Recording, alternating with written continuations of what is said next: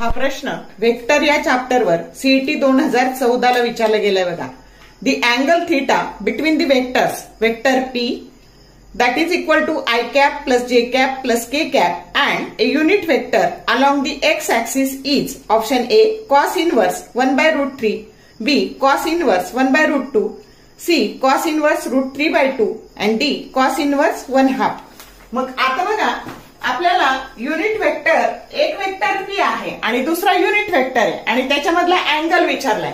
मग generally formula काय असतो तर पी डॉट क्यू त्यांचा डॉट प्रॉडक्ट ह्या दोन्हीचं मॅग्निट्यूड आणि त्यांच्यामधला कोसाइन अँगल आपल्याला अँगल काढायचा आहे. मग cos theta vector P dot Q divided by P Q, पण हा क्यू हा एक्स ऍक्सिसच्या दिशेने असणारा युनिट वेक्टर आहे म्हणून त्याची किंमत काय आली आय कॅप आली आणि ही पीच वेक्टर पी ची किंमत टाकली आपण.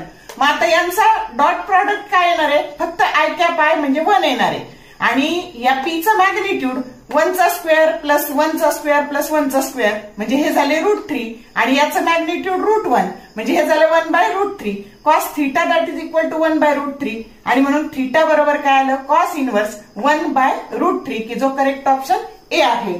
आता unit vector along Y axis जर दिला ना तर इथं फक्त जे कॅप घ्यायचं, झेड ऍक्सिस दिला ना तर के कॅप घ्यायचं, एवढाच बदल करायचा. खूप वेळा हा प्रश्न विचारला जातो, फक्त तिथं बदल काय होतो unit vector along x axis, unit vector along Y axis, unit vector along Z axis. पद्धत हीच राहती. म्हणजे तुम्हाला जर मेथड कळली तर कसाही प्रॉब्लेम आला तर तुम्हाला सोडवता येतो. शॉर्ट व्हिडिओ आवडले लाईक करा, शेअर करा, कमेंट करा.